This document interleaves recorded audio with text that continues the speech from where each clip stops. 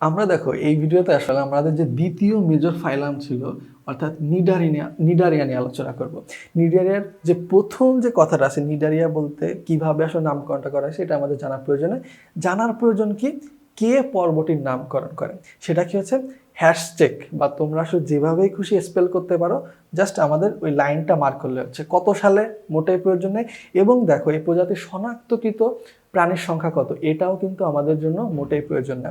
আমাদের দেখো এখন সংক্ষিপ্ত পরিচিত যে অংশটা আছে, প্রথম লাইনগুলো একদম ইগনোর করো, জাস্ট তোমরা এইটুকু যে বোল্ড যে অক্ষরের যে জায়গাটা আছে সমুদ্রের ফুল, এটা একটু মার্ক করে রাখো যে নিডারিয়া পর্বের প্রাণীদেরকে সমুদ্রের ফুল বলা হয়।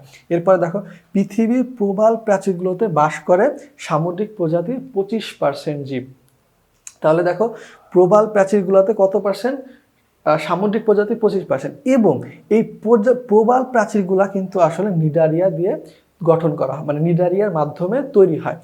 তাহলে আবার এই প্রবাল প্রাচীরগুলোতে দেখো এত জীব থাকে, এই জন্য এটাকে কি বলে, রত্নভাণ্ডার বা সমুদ্রের রেইন ফরেস্ট বলা হয়। এইটুকু একটু জাস্ট মনে রাখবা যে দেখো পৃথিবীর প্রবাল প্রাচীরগুলোতে 25% জীব থাকে, এবং এই যে প্রবাল প্রাচীরগুলো কারা গঠন করে, নিডারিয়া পর্বের প্রাণীগুলা। এই জন্যই এত প্রাণী থাকে বলে এটাকে রত্নভাণ্ডার বলা হয়, অথবা সমুদ্রের রেইন ফরেস্ট নামে অভিহিত করা। দেখো আমরা নিডারিয়া পর্বের বৈশিষ্ট্যগুলো পড়বো। এখন দেখো তোমাদের মাথায় অনেকেরই কোশ্চেন আছে, ভাই ক্রস দিয়ে রাখছেন কেন, এগুলো মার্ক করেননি কেন? এর কারণ হচ্ছে প্রথম তথ্যটা কিন্তু আমরা অলরেডি জানি। কেন জানি? আমরা কোষীয় সংগঠন মাত্রা অংশে কিন্তু আমরা জাস্ট পর্বগুলা পাশে পাশে লিখে কিন্তু মনে রেখে আসছিলাম। তাহলে আমরা এই তথ্যটার এইখানের থেকে মনে রাখার ট্রাই করবো না, তাহলে কিন্তু জিনিসগুলো আরও বেশি তোমার প্রবলেম হয়ে যাবে। আমরা দেখো দ্বিতীয় যে পর্ব বৈশিষ্ট্য আছে বা তৃতীয় যে বৈশিষ্ট্য আছে, দেখো সেইখানে আমরা একটা সেকেন্ড কথা লিখে রাখছি। সেকেন্ড কোন অংশটা? হাইড্রা। অর্থাৎ আমরা এই বৈশিষ্ট্যগুলো এইখান থেকে মুখস্থ করার ট্রাই করব না।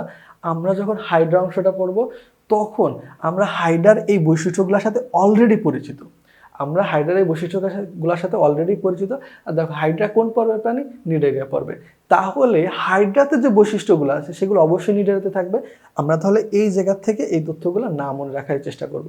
আমরা নিচের অংশে গেলে দেখব, আমাদের নিচের অংশে দেখো আমাদের যে আরও যে কয়েকটা বৈশিষ্ট্য, অর্থাৎ নতুন করে যে 5টা বৈশিষ্ট্য উল্লেখ করা আছে, সেই বৈশিষ্ট্যগুলোর ক্ষেত্রে কিন্তু 4, 5 এবং যে 6 নম্বর যে বৈশিষ্ট্য আছে, অর্থাৎ সিলেন্ট্রো নামক একটা গহ্বর বহিঃকোষীয় অন্তঃকোষীয় পরিপাক হয় এবং পলিপ বা মেডুসা দশা দেখা যায়। এই যে বৈশিষ্ট্যগুলা, এই বৈশিষ্ট্যগুলাও কিন্তু আমাদের আসলে হাইড্রাতে আমরা দেখতে পাবো, এবং হাইড্রার এই বৈশিষ্ট্যগুলো মনে রাখলে আমরা 2 নং যে আমাদের পর্ব আছে সেই পর্বের বৈশিষ্ট্যগুলো হয়ে গেল।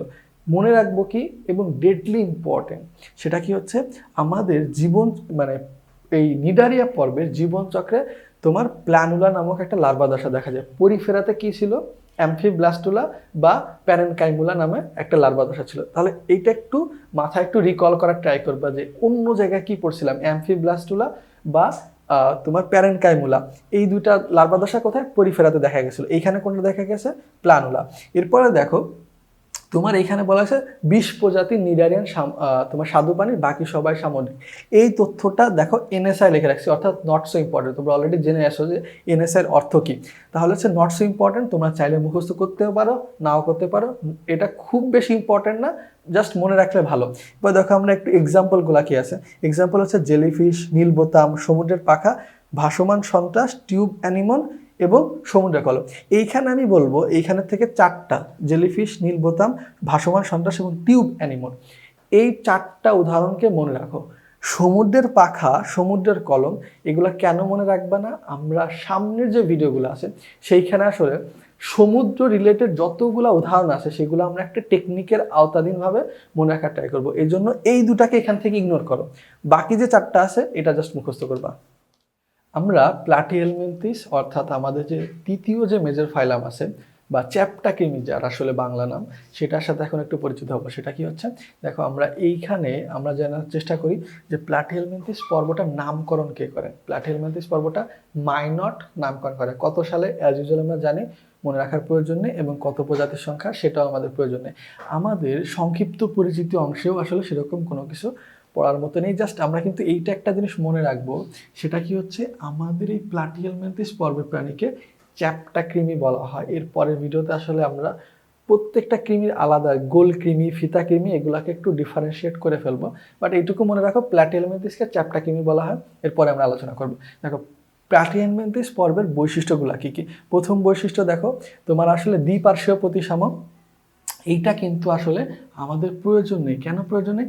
কেননা আমরা প্রতিসাম্য যে জায়গাটা ছিল বা সিমেট্রি যে অংশটা ছিল ওই ভিডিওতে কিন্তু আমরা আলোচনা করছি যে কোন পর্ব কোন জায়গা হবে, এটা আমরা জেনে ফেলছি, এই জন্য আমাদের এটা প্রয়োজন নেই। এরপরে দেখো কি আছে, কিউটিকলে আবৃত, এটা আমরা মনে রাখবো যে প্ল্যাটিহেলমিনথিস কিউটিকলে আবৃত। আবার এইখানে কথা হচ্ছে কি, আমরা আরেকটা কিভাবে মনে রাখবো, মানে আরেকটা কি তথ্য মনে রাখবো, দেখো প্ল্যাটিহেলমিনথিস একটা কৃমি এবং নেমাটোডা বা নেমাটোহেলমিনথিসও একটা কৃমি। এখন কথা হচ্ছে আমাদের 9টা পর্বের ভিতরে মাত্র 2টা কৃমি রিলেটেড পর্ব আছে। এখন এই 2টা কৃমি রিলেটেড পর্বতে 2টা কমন বৈশিষ্ট্য আছে, একদম গণহারে মনে রাখবা। এই 2টা পর্বের প্রাণীতে কিউটিকল থাকে, মানে তোমার 2টা কৃমিতে, কৃমি হইলেই সেটাতে কিউটিকল থাকবে। কৃমি দেখো কতে কিউটিকল, অনেকটা এরকম কিউটিকল থাকবে। অ্যাট দ্য সেম টাইম তোমার পরিবহন ও সংবহনতন্ত্র অনুপস্থিত থাকবে।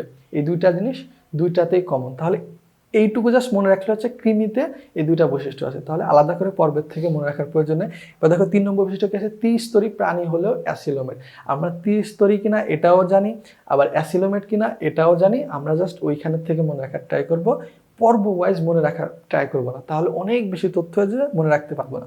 এরপরে দেখো আসলে এই যে প্যারেনকাইম্বার নামক যোজক কিছু বা এই যে কথাগুলো আছে, এইগুলা কিন্তু আসলে তোমার আসলে সিলোম আছে কি নেই তার উপর বেস করে কথাটা। দেখো অ্যাসিলোমেট প্রাণীতেই আসলে সিলেন্টোরাল সিলোম যে গহ্বর আছে, সেই গহ্বর না থেকে তোমার আসলে ওই ফাঁকা জায়গাগুলোতে কি মেসেনকাইমে পূর্ণ থাকে বা এরকম একটা জিনিস। এই জন্য আসলে এই পঞ্চম তথ্যটা আমাদের খুব একটা প্রয়োজন নেই, আমাদের ষষ্ঠ তথ্যটা খুবই প্রয়োজন।